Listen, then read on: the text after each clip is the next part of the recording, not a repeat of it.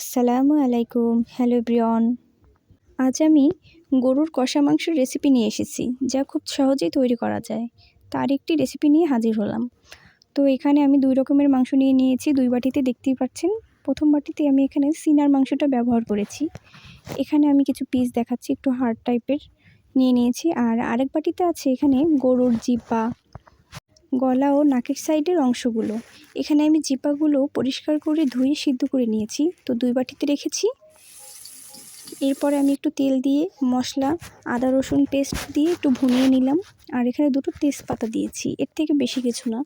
ওই অংশটা আমার কেটে গিয়েছে, ভিডিও এডিট করতে গিয়ে কেটে গিয়েছে, দুঃখিত, কিছু মনে করবেন না। এরপর এখানে মাংসর পিসগুলো দিয়ে দিয়েছি। আমি কিন্তু 1 টেবিল চামচ আদা এবং 1 টেবিল চামচ রসুন দিয়ে দিয়েছিলাম, আর একটু তেল আর হলুদ আর মরিচের গুঁড়ো এর মধ্যে মাংসটা দিয়ে দিলাম।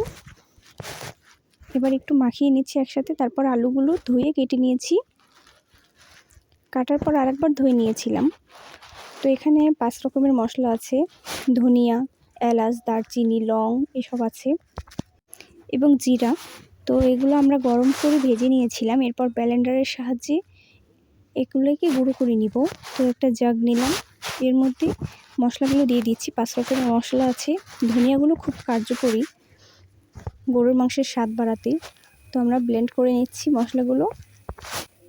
আমার এখানের কষা গরুর মাংস রেসিপিটার মূল মন্ত্রই হচ্ছে কিন্তু এই মশলা।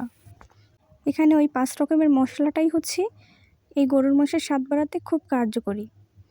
তো দেখুন ব্লেন্ড করার পর কি মিহি হয়ে গেছে মশলাটা, একদম যাকে বলে ফিনিশ, মিশে যাবে আর কি রেসিপির সাথে। তো যখন আপনারা রান্না করবেন মাংসের সাথে এগুলো মিশে যাবে।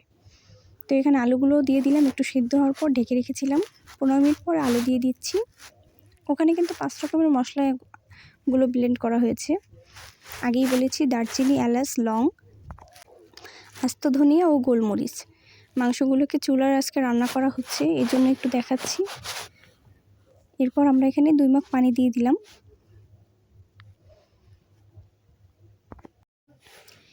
এরপর আবার ঢাকনা দিয়ে ঢেকে আধা ঘন্টার জন্য রেখে দেব।